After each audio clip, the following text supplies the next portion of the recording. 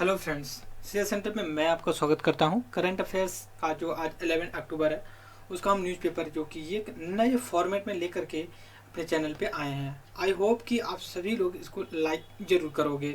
सबसे पहले ये मैं बता दूं कि जो इस आर्टिकल्स या फिर जो भी मैं यहाँ पे डिस्कस करने जा रहा हूँ उस हम जो कि वीडियो ये बनाने जा रहे हैं इसका हर एक बुलेट पॉइंट और इसमें ओवरऑल व्यू हम लेने की कोशिश करेंगे।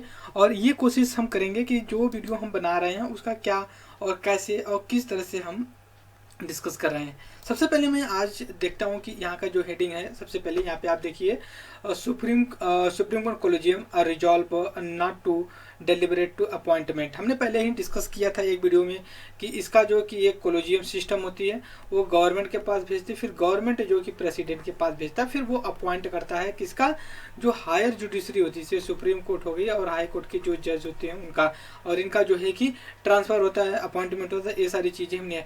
लेकिन बीच में एक बार और भी आया था जो कोलेजियम बनती है चार से 5 जजों के बीच में, तो इसमें आया हुआ था 2 पार्ट में, एक डिवीजन हो गया था जजों के बीच में कि कुछ नाम को लेकर के, जो नाम था आने वाले चीफ जस्टिस को लेकर के, तो उसी को कॉन्टेक्स्ट में ये चीज़ें हैं। हालांकि बस हमें ये पता होना चाहिए कि जुडिशरी किस तरह से फंक्शन करती है और क्या क्या इसकी इंपॉर्टेंट होती है। नेक्स्ट हमारा जो आर्टिकल यहाँ पे देख सकते हैं, रसिया और क्या बोलते हैं, रसिया और यूक्रेन के बीच में हम जानते हैं ऑलमोस्ट 1 साल होने जा रहा है कि जो कि वार छिड़ा हुआ है।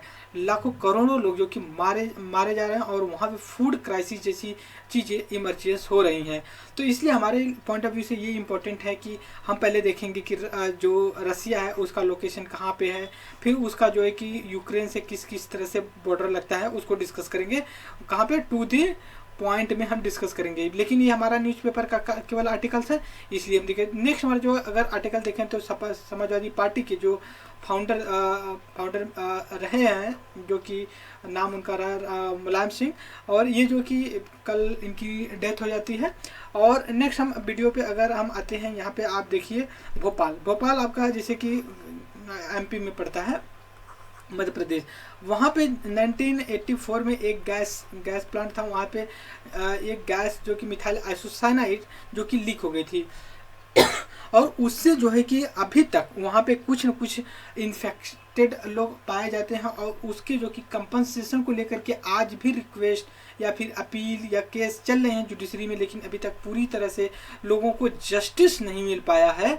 तो इस बात को लेकर के यहाँ पे लेकिन हमारे लिए इम्पोर्टेंट क्या है कि साल हुआ था और कौन सी गैस लीक हुई थी, तो ये चीज़ें रही। नेक्स्ट हमारा अगर वीडियो यहाँ पे हम देखते हैं थोड़ा सा, क्योंकि ये सारी चीज़ें हमारे इंपॉर्टेंस के लिए नहीं, जो हमारे इंपॉर्टेंस के लिए मैंने उसको अंडरलाइन कर रखा है। यहाँ ये देखिए थी कि तमिलनाडु के चीफ मिनिस्टर हैं और हमें ये पता है कि हमारी जो कि शेड्यूल 8 जो है उसमें जो कि लैंग्वेज की बात की जाती है, हमारे पास 22 लैंग्वेज है, 22 लैंग्वेज हैं, उनमें से एक हिंदी भी है। और हम ये कहते हैं कि हिंदी गवर्नमेंट की जो कि ऑफिशियल लैंग्वेज होती है।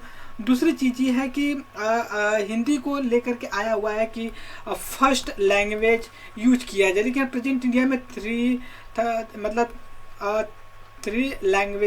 लैंग्वेज फार्मूला को हम फॉलो करते हैं। जैसे एक हम करते हैं कि एक आपकी हिंदी हो गई, एक यहाँ पे हिंदी हो गई, दूसरी इंग्लिश हो गई, और तीसरी जो आएगी एक हमारा जो कि 22 लैंग्वेज में जो 8th शेड्यूल में है उनमें से कोई एक लैंग्वेज की जाएगी। वो तमिल भी हो सकती है और संस्कृत भी हो सकती है, मलयालम भी हो सकती है, जो भी लैंग्वेज जिस हैं उसमें। तो अभी एक आया है कि उसमें इम्पोजिशन को क्योंकि देखिए साउथ इंडिया का जो स्टेट होते हैं उनका एक अलग तरीके का कंसर्न्स होता है हिंदी को लेकर के। हिंदी वो मानते हैं कि हिंदी का मतलब नॉर्थ इंडिया में जैसे यूपी, बिहार, राजस्थान, मध्य प्रदेश जैसे स्टेट है, वो अगर उनके हिंदी कहा जाता है कि नहीं आप हिंदी को यूज करिए, तो एक काफ़ी आग बबूला हो जाता है। उनका होना एक अपना जायज़ है, क्योंकि उनकी भी एक जो रीजनल लैंग्वेज है द्रविडियन लैंग्वेज, उसका कहीं ना कहीं हिस्टोरिकल बैकग्राउंड है, हमें नहीं थोपना चाहिए। बट इतना ज़रूर है कि जो ऑफिशियल चीज़ें हैं उसका रिस्पेक्ट सभी को करना चाहिए। तो हमें यहाँ पे करा के 3 लैंग्वेज फार्मूला फॉलो किया जाता है इंडिया में, जो कि एक है आपका इंग्लिश, दूसरी हिंदी है, और तीसरा जो कि रीजनल लैंग्वेज जो हमारे 22 लैंग्वेजेस में पाई जाती हैं। नेक्स्ट हम अगर अपना वीडियो देखें तो यहाँ पे देखिए ये सारी चीज़ें एडवर्टाइज के लिए लोग बना रखे हैं। हालांकि न्यूज़पेपर, पॉलिटिशियन सब लोग कहीं ना कहीं अपना इनकम की अर्निंग बना रखे हैं। ये एडिटोरियल हैं बहुत से सारे, काफ़ी हम जो इम्पोर्टेंट लगेगा उसको डिस्कस करेंगे। लेकिन यहाँ पे जो एक नेक्स्ट आर्टिकल है यहाँ पे आप देखने की कोशिश करें। एसईओ का हमने एक वीडियो भी बना रखा है शायद, लेकिन हम टू द पॉइंट में एक डिस्कस करेंगे एसईओ को लेकर के, कब इस्टेब्लिशमेंट हुआ, क्या हुआ, लेकिन हमने बनाया है। देखिए इसमें ये किया है कि एसईओ को 2023 का प्रेसिडेंटशिप करेगा कौन? इंडिया जो कि इसका प्रेसिडेंट है। देखिए 2023 है इंडिया के लिए, समझ लिए कि आप कह सकते हो कि गोल्डन एज बोल सकते हो। जैसे गुप्ता एंशियंट पीरियड में बोला जाता है कि गोल्डन एज है, वैसे ही ये कह सकते हैं कि जो 2023 है इंडिया के लिए। क्यों देखिए यूएन सिक्योरिटी काउंसिल, उसके बाद G20, एससीओ, इसका सभी का प्रेसिडेंट रहेगा कौन? इंडिया रहेगा। तो इसलिए काफ़ी इंपॉर्टेंट हो जाता है, हमें पता होना चाहिए कि एससीओ क्या है। इसमें देखिए कि हम क्यों यहाँ पे डिस्कस कर रहे हैं। यहाँ पे हेडिंग अगर पढ़ने की कोशिश करें, Pakistan to take part in a closing ceremony of SCO, मतलब Shanghai cooperation organisation anti terror exercise hosted by India.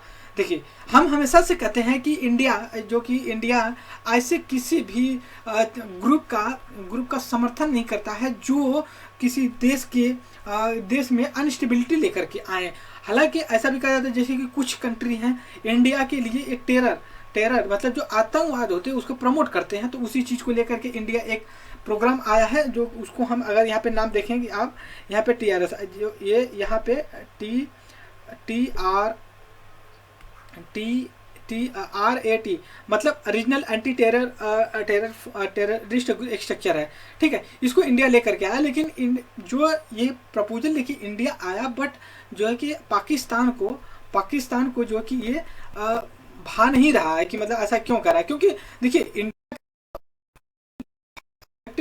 और जो है इंडिया का ये कहीं ना कहीं होते हैं और इंडिया के प्रभावित करता है। That's why not possible to, ये पॉसिबल है ही नहीं कि पाकिस्तान इस चीज़ को डाइजेस्ट कर पाए। नेक्स्ट हमारा अगर वीडियो देखने की कोशिश करें, एक यहाँ पे है, ये है कि आर्मी सॉरी जो आर्मी डॉग हैं, ये जो कि कश्मीर में काउंटर इंजरीज फायरिंग के चीज़ों के लेकर के हैं, उतना इंपॉर्टेंट नहीं है। ये मुलायम सिंह यादव के बारे में बात की गई है। नेक्स्ट हमारा देखिए यहाँ पे ये काफ़ी इंपॉर्टेंट आर्टिकल है। ये हालांकि हमारे इंपॉर्टेंट नहीं है, वो रैली चल रही है हिमाचल प्रदेश में, वो भाषणबाजी वाली बात है।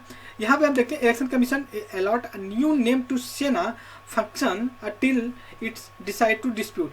एक नया नेम, एक सिंबल दिया है सेना को, सेना जो शिवसेना की जो पार्टी है, और ये डिसाइड, क्योंकि देखिए जो शिवसेना का जो मतलब पॉलिटिकल पार्टी का जो सिंबल है, मान लीजिए कि एरो है जो भी है उसका, तो उसको लेकर के डिस्प्यूट हो गया। क्योंकि एक ग्रुप शिवसेना दो टुकड़ों में बढ़ जाती है। एक उद्धव ठाकरे होते हैं और एक जो है कि ये होते हैं क्या बोलते हैं, शिंदे करके। तो अभी इसमें डिस्प्यूट चल रहा है कि ये ओरिजिनल जो सिंबल है ये किसके हाथ में जाएगा। तो हमें पता होना चाहिए कि सिंबल डिसाइड करने का, अलॉट करने का किसके पास पावर है। हमने डिस्कस किया है इलेक्शन कमीशन के पावर एंड फंक्शन को लेकर के। आप उसमें अगर डाउट हो तो वहाँ पे जाके मेरे वीडियो को देख सकते हैं। नेक्स्ट हमारा आता है, अगर हम यहाँ पे देखने की कोशिश करें तो ये मेंटल हेल्थ को लेकर के लैंसेट एक कमीशन। देखिए ये लैंसेट कमीशन एक हमारा एनजीओ की तरह काम करता है। एनजीओ इसने इसकी इंपॉर्टेंट ये है कि 90% ऑफ यू पीपल लिविंग, यहाँ पे हम थोड़ा सा इसको इरेज कर देते हैं तो हमें क्लियर पिक्चर यहाँ पे देखने को मिली। अब यहाँ पे आप देखिए कि 90% पीपल यहाँ पे इस सर्कल में कि condition of feel negatively impact by discrimination. 90% जो पीपल हैं वो कहीं ना कहीं डिस्क्रिमिनेशन से उनको मेंटल हेल्थ, सपोज करिए कि जैसे मान लीजिए कि एक ब्लैक कलर का मैन है और उसको वाइट लोग जो कि कहीं ना कहीं ये ब्लैक है रेशियल बेसिस पे इसको डिस्क्रिमिनेट कर रहे हैं, तो उसको कहीं ना कहीं एक मेंटल प्रेशर पड़ेगा। दूसरी ये चीज़ होगी कि जैसे मान लीजिए कोई प्रिपरेशन कर रहा है एग्जाम की, कंपटीशन और फेल हो जाता है या फिर फाइनली उसका सिलेक्शन नहीं हो पाता अनफॉर्चुनेटली, अगर वो समाज फिर जाता है तो हालांकि जो सच्चाई को नहीं जानते हैं वो कहीं ना कहीं उनको एक अलग तरीके से उनको ट्रीट करने की कोशिश करेंगे। देखो इन्होंने इंजॉय किया, आएंगे वो नहीं देखेंगे कि कितना मेहनत किया, वो आएंगे आपके गले में फेलियर का जो है कि वो करेंगे, माला फैलाएंगे और चले जाएंगे। और ये नहीं बस कहेंगे कि सीरियस नहीं था और इसने कर नहीं पाया। लेकिन फैक्ट कुछ और होता है कि अब सपोज करिए कि 100 सीट आती है और 10 लाख जो है कि ऑलमोस्ट फॉर्म पड़ जाते हैं। अब एक सीट की जाहिर सी बात है कि ऑलमोस्ट 0 समथिंग जो कि सिलेक्शन होता है, मोर देन 99% लोगों को तो फेल ही होना पड़ता है। तो कुछ लोग नहीं समझते हैं, खैर उनकी बात है कि नॉलेज कहीं वेस्ट नहीं जाता है। नेक्स्ट हमारा जो आर्टिकल यहाँ पे देखने की कोशिश करें, साइक्लोन ट्रॉपिकल। हमने एक बात किया, हमने डिस्कस किया है ट्रॉपिकल साइक्लोन और सब ट्रॉपिकल या एक्स्ट्रा ट्रॉपिकल साइक्लोन के बारे में डिस्कस किया। यहाँ पे देखिए एक साइक्लोन है, ट्रॉपिकल साइक्लोन है जूलिया इमर्जेंस निकारागुआ को हम मैप में डिस्कस करेंगे। इसको बस इतना बात करिए कि ये जूलिया जो है ट्रॉपिकल साइक्लोन रहा है। दूसरी चीज़ है मलेशिया के जो प्राइम मिनिस्टर हैं वो जो कि वहाँ की पार्लियामेंट को, मलेशिया आपको पता है कहाँ पे है, तो पार्लियामेंट को जो कि डिजोल्व करके रख दिया है, इलेक्शन नहीं की करने की बात करें।